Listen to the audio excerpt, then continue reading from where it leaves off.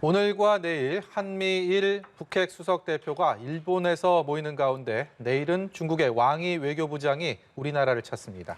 미중 패권 경쟁 속에서 왕이 부장의 방한 메시지는 미국 견제에 초점이 맞춰질 거란 전망이 나오고 있습니다. 네, 베이징 연결해서 자세한 소식 들어보죠. 임광빈 특파원.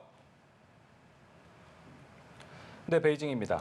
네, 앞서 왕이 부장이 베트남을 먼저 찾았는데 거기에서 미국 견제에 동참해달라고 촉구했다고요? 그렇습니다. 아시아 4개국 순방에 나선 중국 왕이 외교부장은 첫 방문국인 베트남을 찾아서 판빈민 부총리와 부이타행선 외교장관 등을 만났습니다.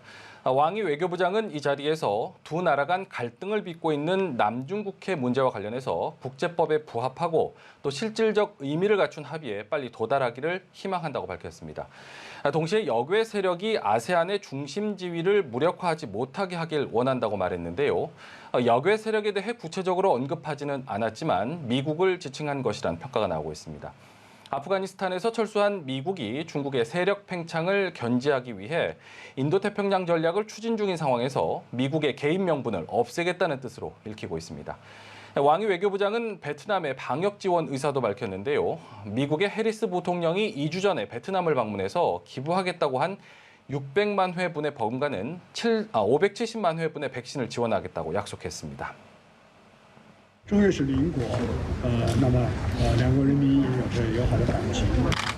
那么在越南国内疫情出现反弹的时候，我们感同身受，我们愿意根据越南方面的需要，向越南方面提供疫苗的支持。 네, 왕이 외교부장 두 번째 방문 국가인 캄보디아에서도 물량 공세를 앞세우면서 우군다지게 나선 모습이었는데요. 왕이 외교부장이 내일은 우리나라에 방문하죠. 그렇습니다. 왕이 외교부장은 세 번째 순방 국가인 싱가포르를 거쳐서 내일 한국을 찾습니다.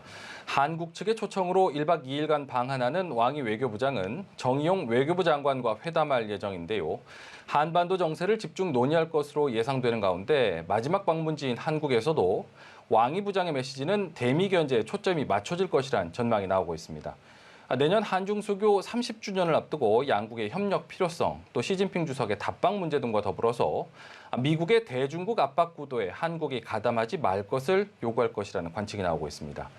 다만 공교롭게도 오늘과 내일 일본에서는 한미일, 한미 북핵 협상 수석 대표 협의가 열립니다. 북핵 협상을 고리로 줄곧 한미일 3국의 공조를 강조해온 미국은 이번 협의에서도 대중 견제 전선을 더욱 공공히 하는 데 방점을 찍을 것으로 예상된다는 평가입니다. 한반도를 둘러싼 외교 셈법이 복잡하게 맞물린 가운데 우리 외교력은 또 한 번 시험대에 오를 전망입니다. 한편 왕이 부장의 방한 직전 북한의 신형 장거리 순항 미사일을 시험 발사한 데 대한 중국의 반응도 주목이 되고 있습니다. 대북 제재 완화가 필요하다는 입장을 줄곧 밝혀온 왕이 부장으로서는 북한의 이번 순항 미사일 발사는 달갑지 않은 소식이기 때문입니다. 지금까지 베이징에서 연합뉴스TV 임광빈입니다.